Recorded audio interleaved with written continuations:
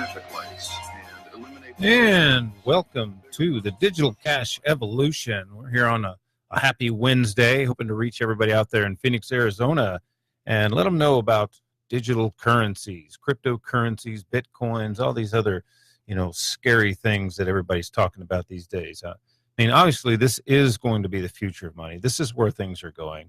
If you think about it, think about the internet in the 90s. Remember the show, was it like the Today Show or whatever with Brian Gummel? Yeah. Like, what's that little @ sign mean? I thought it meant about. Right. Yeah. Like that was email back then. That was the internet.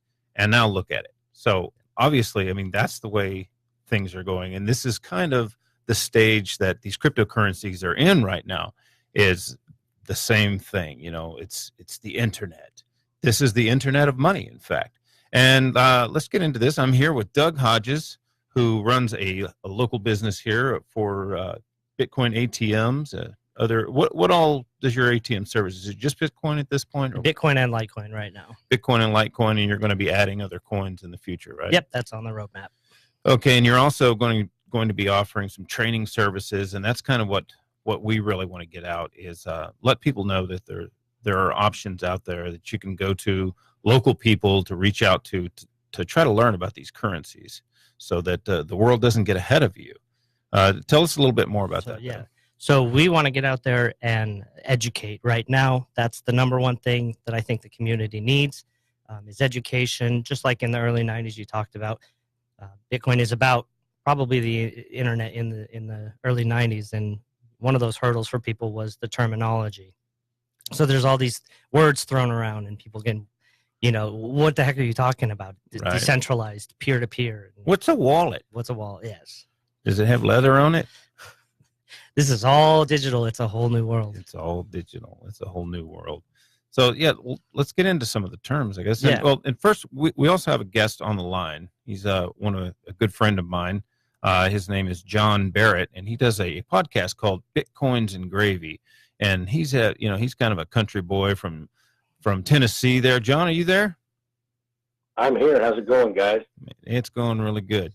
And John has had a podcast on a really cool podcast network called Let's Talk Bitcoin. And some of the best, most informative shows out there are on this network. And John has always kind of focused on trying to reach the little guy, highlight some of the businesses and stuff like that there in Memphis. And we're hoping to do that too. So if you're listening, definitely give us a call at 602-277-KFNX here in Phoenix. And if you have a question, there's no dumb questions. And also we want to throw out, for the guys you don't want to call in, if you want to write in, go ahead and you can write in, shoot us a tweet at hashtag PH Crypto Show. That's PH Crypto Show. Or you can find us on our Facebook group, Phoenix Crypto Network group. Or email us if you want to email into info@phoenixcrypto.com. We'd love to see your write-ins and see what the questions you guys have for us. That's, I think, really one of the best ways to educate people. And I really recommend you guys check out John's podcast. I've been listening to Bitcoins and Gravy since I first got into Bitcoin in 2013. So it's cool for me to have John on the show. He's actually here. a pretty good musician too. Yes. And you'll actually hear some of his music on this show. Yeah. Some of our bumper music on this show is actually written by John. So if you like that country song, what is it called? Ode to Satoshi. Yes, you will definitely know that it's John that's singing. John, Guys, I got to make a quick correction. Yeah. In Memphis show. Memphis. All righty. Okay. Well, John, you got into this to try to teach the little guy. Tell us about that. Yeah, more and more, there's a huge opportunity. I'm sorry, we lost you there, John. Are you still there? Well, we lost John. So what we can do is go to, we'll look out for your guys' questions coming in through. What we can do, I think, here is cover some of these definitions that we talked about, these big, scary words. So I'm just going to hit a few of them here for you. And, I think it'd be a good idea to cover a little bit of this each week. Definitely. And we also want to get you information out there about exchanges and things like that on how to buy, and we're going to definitely direct you to buy from someone here local. So And we want to walk you through all of the basics so that you feel you're going in feeling like you've walked away with some knowledge, from the show and from us. But how much will that cost me, Doug? That's not going to cost you a single dollar. So that's what we're here for. That's really our goal, is to just spread that knowledge, because a rising tide, a rising sea rises all ships. So as we get education out there, then that's going to bring.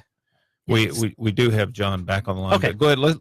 Let's go ahead and touch on one of the main ones. What are the main topics that you hear so much? The first big one is decentralized. Decentralized. Some of these can be big, scary words if you haven't dove into it. But decentralized is very. Is that like scatterbrained? No, decentralized. That's not scatterbrained. All right. I like to describe decentralized to people like the thing we all know as decentralized is the internet. So decentralized essentially means there's no central authority. There's no anarchy.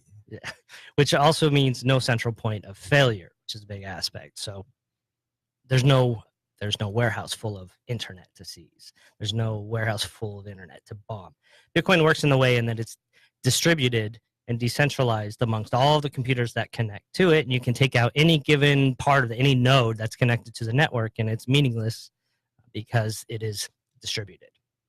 Alrighty. So the next one is peer-to-peer. We talked a little bit last week too, but peer-to-peer is peer-to-peer is the best way to give an example is if I hand a $10 bill from me to you, that's a very literal translation of peer-to-peer. So that's one person to another.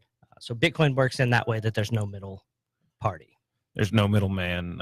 Nobody sharing your information with it. That's another thing that's really important about peer-to-peer that you want to share, especially if people are shopping on the internet.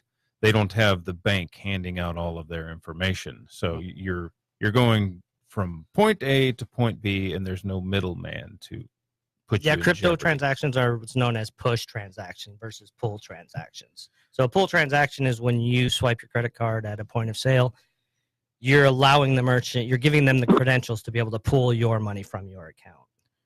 So push transaction is obviously much more interesting, the capabilities, because handing over a $10 bill, paying for your merchandise with cash, that's irreversible. So Bitcoin works in the same way. And we'll also explain how many people are involved in this when in the pull transaction. How many people are getting your information? Yeah, when you swipe a credit card, there's approximately 7 parties that are involved in that transaction. Every time you're basically giving your username and your password to your money to your bank, the receiver's bank, and about 5 handful of other parties in between. And so essentially you got 7 parties out there that have all your bank information. So if you just bought these ugly socks, now 7 people knew that you bought those ugly socks, and you didn't get those Bitcoin alpaca socks instead.